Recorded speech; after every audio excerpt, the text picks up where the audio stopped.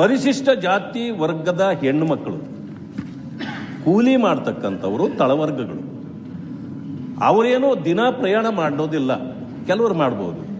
ಅದರ ಪರಿಸ್ಥಿತಿ ಏನೋ, ತಾವು ಹಣ ತೆಗೆಯುವಾಗ ಜಾತಿ ಕೇಳಿ ತೆಗಿಯಕ್ಕಾಗಲ್ಲ. ಅಲ್ಲಿ ಯಾರು ಟ್ರಾವೆಲ್ ಮಾಡಿದ್ದಾರೆ ನೀವು ಜಾತಿ ಕೇಳಲ್ಲ, ನಿಜ.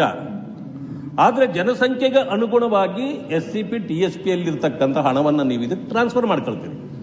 ಆದರೆ ಜನರಿಗಾಗಿದ್ದ ಅನ್ಯಾಯ ಏನು ಅಂತಂದ್ರೆ ಅವರಷ್ಟು ಟ್ರಾನ್ಸ್ಫರ್ ಅವರು ಓಡಾಡೋದಿಲ್ಲ ಟ್ರಾನ್ಸ್ಪೋರ್ಟಲ್ಲಿ.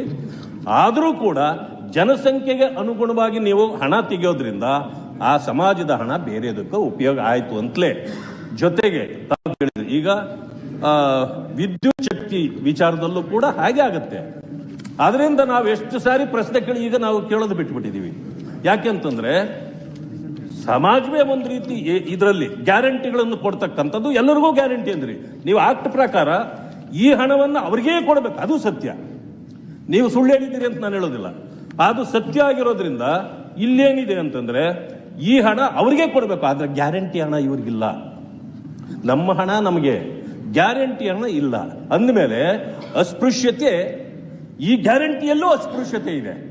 ಪರಿಶಿಷ್ಟ ಜಾತಿಗಳಿಗೆ ಅದು ನೀವು ಸಪರೇಟ್ ಆಗಿ ಕೊಡೋದ್ರಿಂದ ಈ ಹಣ ಸೇರ್ಲಿಲ್ಲ ಅಂದ್ರೆ ಅದು ಅಸ್ಪೃಶ್ಯತೆಯನ್ನ ಫಾಲೋ ಮಾಡದಂಗೆ